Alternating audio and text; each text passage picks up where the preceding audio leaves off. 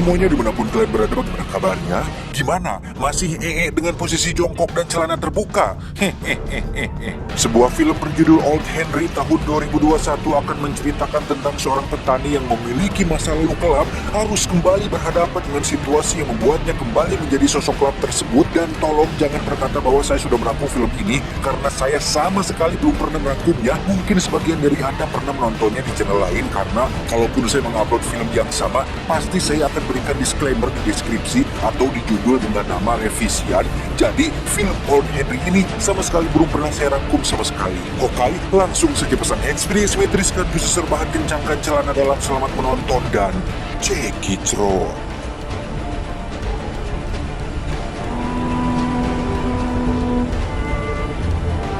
Berlatar tahun 1800-an di zaman koboi, ketika game RDR alias Red Dead Redemption benar-benar terjadi di dunia nyata. Kisah akan diawali dengan memperlihatkan tiga pria berencana sheriff tengah mengejar satu orang pria yang ketakutan, di mana salah satu dari ketiga pria berencana tersebut pun menembak kaki pria tersebut hingga dia tak bisa berlari lagi.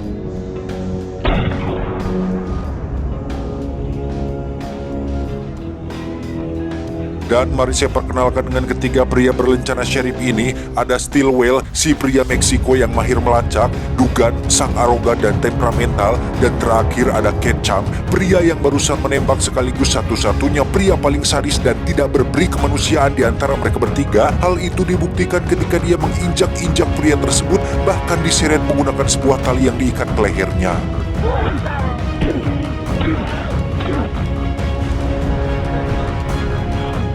Mereka bertiga ternyata sedang memburu sesuatu yang telah diambil oleh rekan si pria tersebut, di mana saat Ketchum sudah berhasil mendapatkan informasinya, Ketchum pun menghampirinya dengan sangat santai dan dingin, yang meski pria itu memohon untuk hidupnya, Ketchum tetap membunuhnya dengan cara mencekik lehernya. Dan inilah Henry tua. Kisah akan berfokus pada seorang petani tua bernama Henry. Ini bebangusnya, sepeninggalan sang istri yang meninggal 10 tahun yang lalu akibat TBC membuatnya harus menjadi ayah sekaligus ibu bagi putranya yang bernama Wyatt. Ini pematuknya, yang mana kuburan mendiang istrinya nampak terawat dengan baik, pertanda bahwa Henry adalah seorang pria yang baik yang mencintai istrinya dengan sepenuh hati.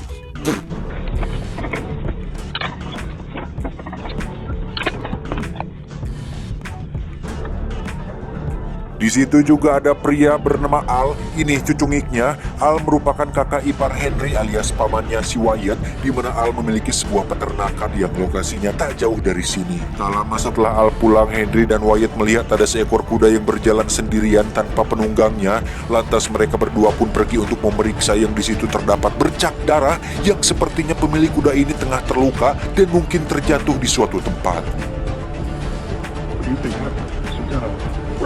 Henry segera menyuruh Wyatt untuk kembali ke rumah, meski Wyatt kegerawat ingin ikut bersamanya, di mana Henry akan pergi mengikuti jejak kuda tersebut untuk memastikan apakah pemiliknya masih hidup atau sudah mati. Setelah berkuda cukup jauh, akhirnya Henry menemukan sekujur tubuh manusia yang sepertinya dialah pemilik kuda tadi, yang setelah diperiksa pria itu ternyata masih hidup meski dengan luka tembak yang cukup parah. Namun yang mengejutkan Henry adalah ketika dia melihat ada satu kantong berisi uang dengan jumlah yang sangat banyak, yang karena tidak ingin terlibat masalah, Henry sempat mau meninggalkan pria tersebut, tetapi karena hati nuraninya masih ada, Henry pun kembali untuk membawa pria itu bersamanya dan menutupi jejak sebaik mungkin agar tidak ada orang yang menyadari TKP tersebut.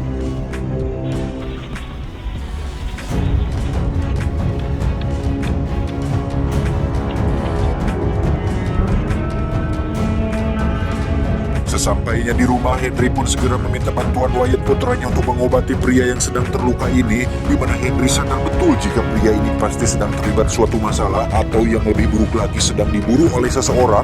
Yang tebakan Henry sangatlah benar, karena pria ini sedang diburu oleh tiga pria berlencana sheriff, yakni Ketchum dan dua temannya.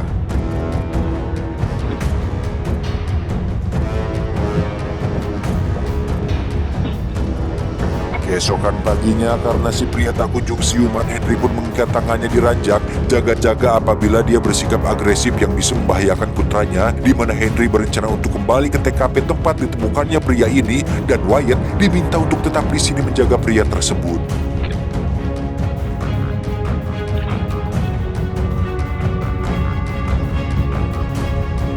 Wyatt rupanya selama ini dilarang untuk menggunakan senjata api oleh ayahnya, sehingga ketika Henry sudah pergi, Wyatt diam-diam sudah mengetahui di mana Henry menyembunyikan pistolnya dan mengambil pistol tersebut untuk latihan menembak di belakang rumah.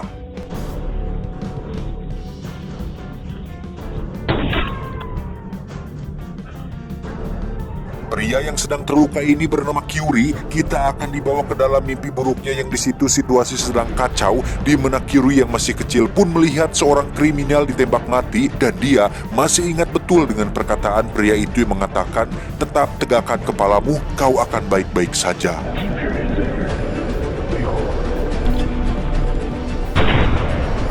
Kembali ke Henry yang sudah tiba di dekat TKP. Di situ dia melihat ada 3 pria yang merupakan Ketchum dan kedua rekannya yang ternyata berhasil melacak arah Kyuri melarikan diri. Disinilah kita akan mulai diperlihatkan dengan betapa terlatih dan berbedanya Henry dengan seorang petani biasa, di mana dia secara sembunyi-sembunyi merangkak di antara alang-alang untuk mengamati apa yang sedang Ketchum dan kedua rekannya bicarakan.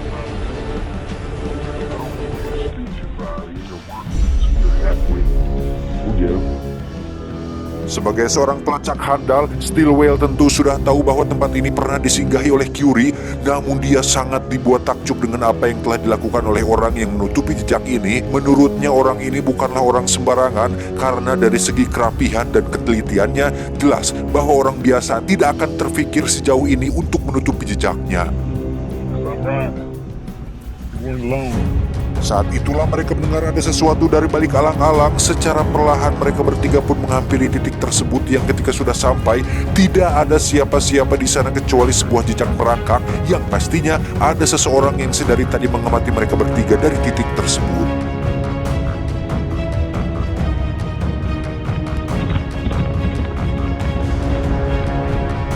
Di rumah, Wyatt sempat dibuat bingung ketika Kyuri sudah siuman. Bangun di rumah asing tentu membuat Kyuri siaga, yang ketika sudah melepaskan ikatan di tangannya, Kyuri langsung mengambil sebilah pisau dan mengancam Wyatt untuk berhenti bergerak. Namun tiba-tiba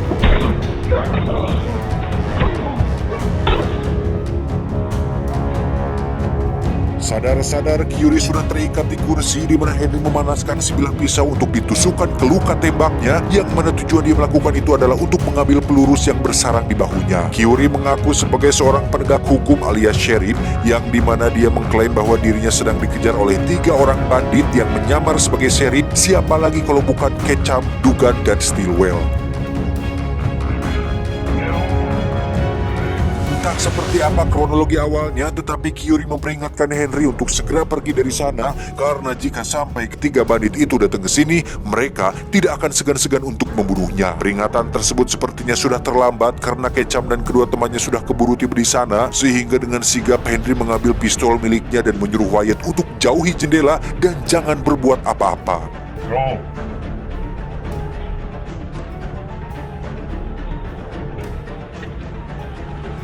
Untuk pertama kalinya, Ketchum dan kedua rekannya akhirnya bisa bertatap langsung dengan seorang petani tua yang memiliki postur tubuh tidak terlalu tinggi, tidak terlalu besar, dan memiliki kumis unik dengan satu mata yang beletet, di mana Ketchum tidak bersikap brutal seperti biasanya dan justru mengajak si petani tua ini untuk berbincang terlebih dahulu. Dengan sopan santun, Ketchum bertanya mengenai seseorang yang memiliki ciri-ciri seperti Kyuri, di mana dia mengklaim bahwa Kyuri adalah seorang kriminal yang telah mencuri sejumlah uang, dan mereka bertiga adalah penegak hukum yang sedang menjalankan tugasnya untuk menangkap si Kyuri tersebut. Dengan posisi siap menembak, Henry menjawab bahwa dirinya tidak melihat orang yang disebutkan barusan, di mana dia mengaku hanya seorang petani biasa yang tidak ingin terlibat masalah apa-apa. Dan luar biasanya, Ketchum serta kedua rekannya pun pergi begitu saja tanpa ada ketegangan atau keributan sedikit pun.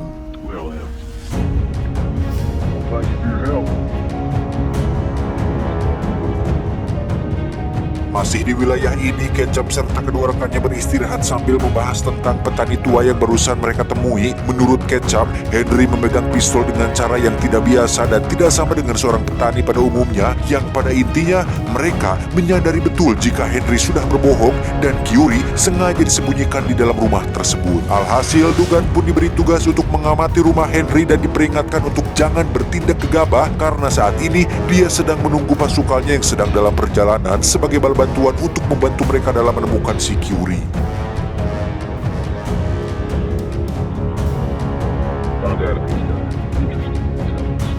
Kembali ke Henry yang mencoba untuk menelisik asal-usul si Curie ini untuk memastikan apakah benar dia seorang sheriff atau bukan. Dan dari kisah yang diceritakannya memang benar bahwa Curie adalah seorang penegak hukum. Namun Henry cukup terkejut saat mendengar jika Curie lahir di daerah New Mexico, lebih tepatnya di sebuah desa bernama Port Summer, yang mana di situ merupakan sebuah lokasi yang menjadi saksi atas kematian sang pembunuh terkenal bernama Billy the Kid.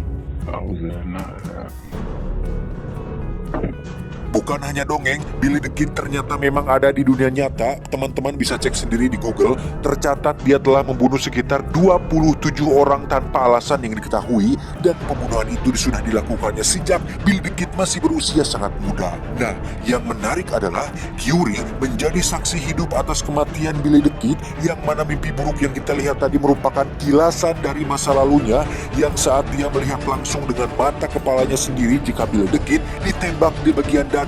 Dan itulah merupakan akhir dari riwayat Billy the Kid, sang koboi bandit paling terkenal di Amerika Barat. Henry pun melepaskan ikatannya setelah dia merasa bahwa semua yang dikatakannya adalah jujur. Namun tak lama muncullah beberapa tembakan yang ternyata berasal dari si Dugan, yang kita tahu tadi Ketchup menyuruhnya untuk jangan bertindak sendirian. Namun karena kurangnya kesabaran dan ketawakalan, akhirnya Dugan memilih untuk bertindak duluan, sehingga Henry terpaksa harus mengambil shotgun dan melakukan perlawanan demi melindungi putra dan tempat tinggalnya.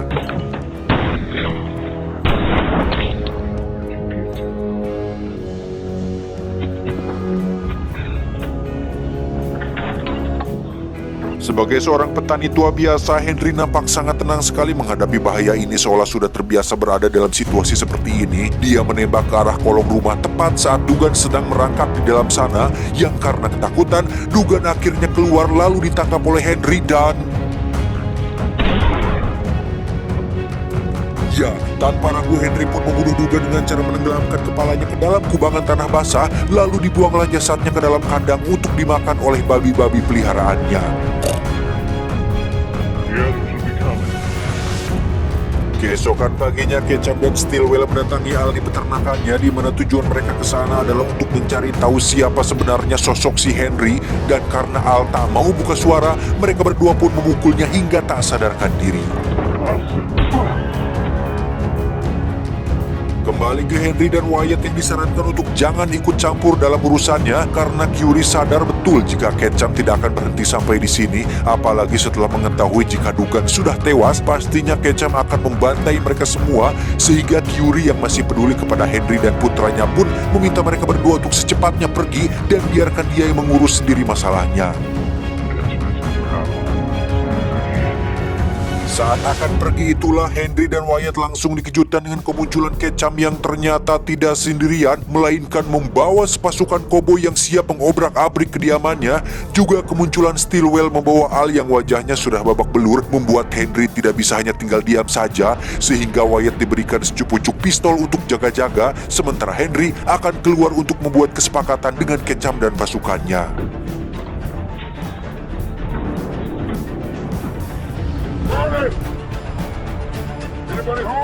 Disinilah mental Henry akan diuji ketika dia diminta untuk pergi secepatnya, tetapi melihat wajah kakak iparnya sudah babak belur, tentu Henry tidak akan pergi begitu saja dan justru meminta mereka melepaskan Al dan segera angkat kaki dari kediamannya.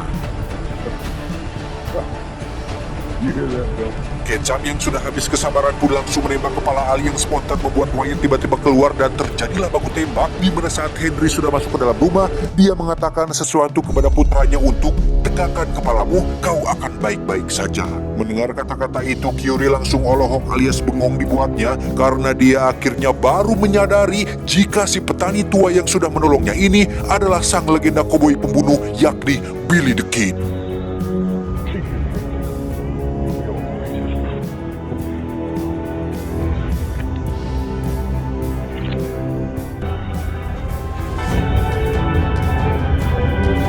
Henry pun keluar dengan santai sambil mengangkat kedua tangannya ke atas dan tiba-tiba... Ya, Henry akhirnya membuktikan siapa dia sebenarnya, di mana Henry bisa mengokang senjata dalam waktu 0,2 detik sehingga sebagian pasukan tersebut dapat dilumpuhkan dan hanya menyisakan beberapa dari mereka saja yang masih hidup. Dan layaknya John Wick yang tidak hanya mahir menggunakan senjata api, Henry juga bisa memanfaatkan sebilah pisau untuk membantai mereka semua, di mana dengan strategi cerdas dia membunuh satu persatu pasukan yang tersisa hanya menggunakan sebilah pisau dan kampak kecil.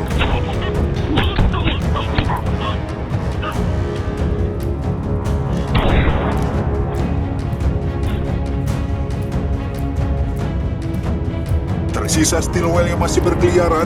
Dia nampak ketakutan setelah melihat semua temannya sudah tewas, sehingga Stillwell memilih untuk kabur dari sana, tetapi Henry sudah menyambutnya di depan yang karena tak punya pilihan lain, Stillwell pun berpura-pura menyerah dan tak lama muncullah tembakan yang berasal dari Ketchum.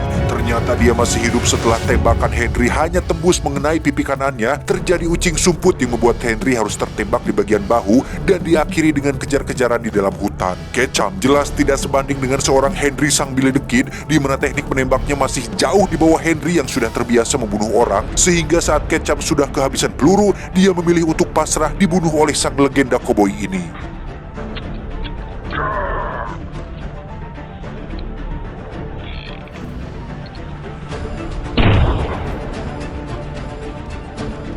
Setelah semua selesai, Henry pun pulang kembali ke rumah dan beruntung Wyatt masih baik-baik saja, serta Curie yang juga masih bisa bertahan hidup.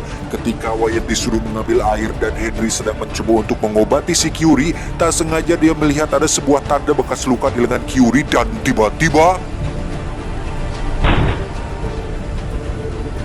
Ya, akhirnya terkuaklah sebuah fakta menarik jika sebenarnya Curie merupakan satu komplotan dengan Ketchum. Hal itu ditandai dengan bekas luka pada lengannya yang merupakan sebuah janji, tanda kesepakatan antara dia dan kelompok Ketchum, di mana Curie memang seorang sheriff, namun dia adalah seorang oknum penegak hukum yang ikut merampok uang tersebut, dan karena Curie terlalu serakah dan ingin memiliki uang itu sendirian, dia rela diburu oleh Ketchum dan pasukannya. Lantas, kenapa Curie menembak Henry yang jelas-jelas sudah baik menolongnya?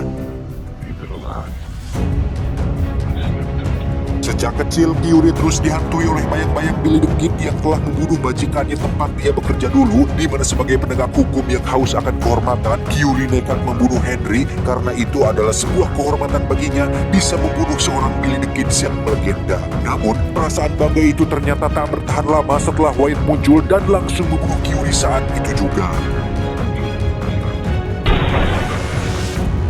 Di detik-detik sakaratul maut, Henry berpesan kepada Wyatt untuk jaga diri baik-baik, dan ketika kabar kematiannya sudah tersebar luas ke orang-orang, maka akan muncul gosip-gosip selentingan mengenai kehidupan masa lalu Henry. Ada yang benar, tapi banyak yang salah, sehingga Wyatt disarankan untuk jangan terlalu percaya gosip-gosip tersebut karena Henry yang sekarang sangat berbeda dengan Henry yang dulu. Setelah menguburkan jasad ayahnya tepat di samping kuburan ibunya, Wyatt tak punya alasan lagi untuk tetap bertahan di sini, sehingga dia memilih untuk melakukan perjalanan panjang demi untuk mencari jati dirinya yang sesungguhnya. Dan siapa yang tahu jika Wyatt akan menjadi next Billy the Kid sama seperti Henry ayahnya. Allahu alam. Tamat, ending yang cukup meng-Billy the Kid kan.